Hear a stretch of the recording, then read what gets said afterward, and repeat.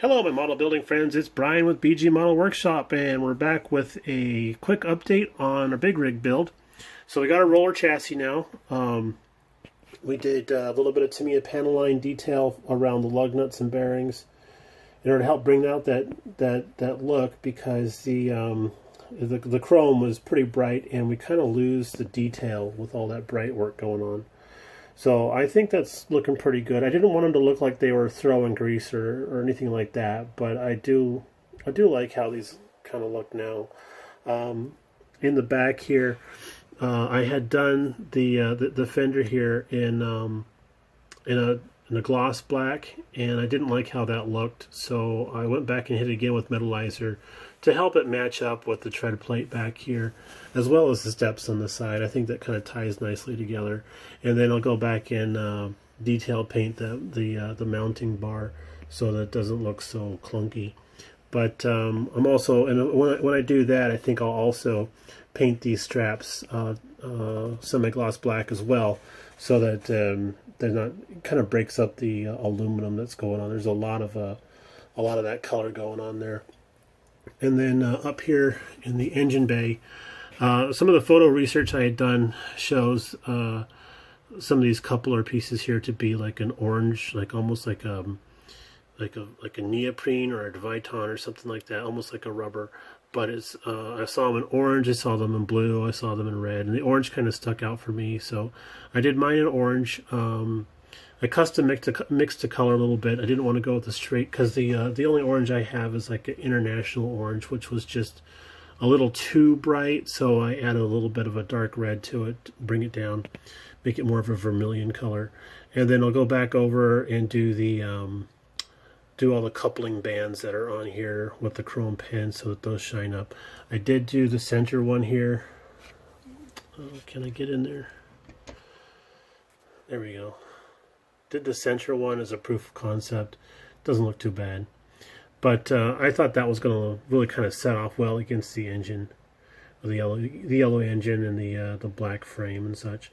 And then we dirtied up our shocks a little bit because they were a little too bright.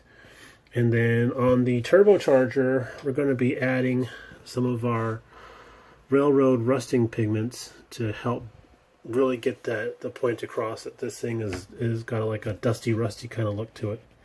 And then I also rusted up the exhaust manifold that's behind there, and that'll get some of the rusting on it too. But the engine's mount, it's in place, it's mounted. We've got the drive shaft going back to the dual drive. And then the radiator is just in mock-up right now. I haven't fully decided yet. You guys might find this silly, but I haven't fully decided yet if I'm going to paint that circle that goes around the outside edge black, or just leave it like that and have it like part of the fan or something. The detail painting on that's going to drive me crazy. So it can be seen when the hood's open, so I'm not too certain. I'm probably just going to have to bite the bullet and go ahead and black out that circle and do some micro masking with the Molotow masking pens and see if that can save the day. As far as the cab is concerned, that and the hood are in the garage curing right now. I did wet sand it this afternoon, and that's a pain in the neck because of all the raised riveting that goes on. So there are a lot of thin spots. So we just hit it with another light coat and focused on the areas that came up kind of on the light side, kind of get it all toned out, because we're doing the Tamiya TS85 mica red, and I wasn't too sold on it when I did my first spray, but then when I started to wet sand it, some of that mica did start coming up. So I have high hopes now that we can polish that up and make it nice and sparkly bright. And then all of our chrome bits I did strip. I mean, the only thing that left chrome was the wheels. So, oh yeah, this kind of trips me out. I clipped these off the sprue and stripped them, and then when I was going back and cleaning them up later, I was thinking, man, you know what? That looks like a Phaser Mark II from the original Star Trek shows, doesn't it? if we carve down that that mounting lug that's on there, that'd be a great looking little phaser. So my big rig's going to have 5 phasers along the top of the cab. That's going to be kind of cool. And then here's the interior. I did a wash over the seats to try and bring out the seat detail, and it doesn't look too bad. The side panels didn't go as planned, but they're kind of hard to get to. And then I believe this is supposed to be a curtain back here. I'm going to have to go back and kind of tone down that black a little bit because it's looking a little gungy. I don't want the interior to look like it was weathered and dirty and stuff. I wanted it to just kind of bring out the detail. And then for the instrument panel, I had the color I'd used to base the wood in, because it's supposed to be like a walnut type of deal, according to my photo research. But the color I'd used was kind of old, so I tried to thin it out with some thinner. It didn't quite work very well. It still came out clumpy and lumpy, and I was losing detail. So I purple ponded it. I put it in the purple pond, and then stripped it back down again. So we'll start over from scratch and see about making that look a little better. And as far as decals concerned, the box art has these lightning strikes going on. I don't really care for that, Lightning Express and such, but I do like, because I've seen some photos of some finished rigs, and I do like the side stripes. So I'm going to try those, and of course I mentioned we're doing this in that mica red, so it is kind of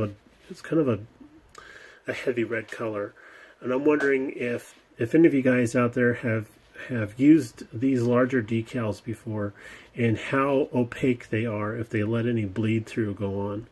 So if you could make a note down below, I want to know what I'm in for before I start applying these and figure out that I'm up a creek and don't have a canoe or a paddle.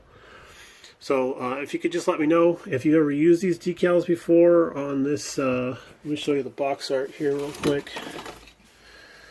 It's the Kenworth W900. I think every other person in our group is building this particular truck, and everybody's got their own flavor going on, and that's pretty darn cool. And then, one last thing before we depart for the evening. I decided to smoke the upper windows, and we were having some issues. I got a little bit of run there. You see that crescent going on? Got a little bit of a run there, and I was sweating pretty hard about what I'm going to do about that. I thought, well, if I just add on some more layers, maybe it'll blend in. But it doesn't do that with the smoke stuff. It just, that particular area gets darker and everything else doesn't. So I did do a test fit in the cab, and because I'm using such dark colors for the bedding here, that it actually makes the whole interior so dark that you can't tell that there's a mess up there. And I think that might save me. So we'll see how that goes. I might end up doing that. I might end up just painting the whole thing actually black. So we'll see how that goes. But there's nothing to see in this anyways. I could detail it out and such inside there, like I did with that tiki bar I did in the Tom Daniel build. But I want to get this done, man. You know what I mean? Alright guys, so there we go. It's been 8.5 minutes of blabbling. And thanks if you watched it this far. Thanks, I appreciate that. And we'll talk to you again. Bye.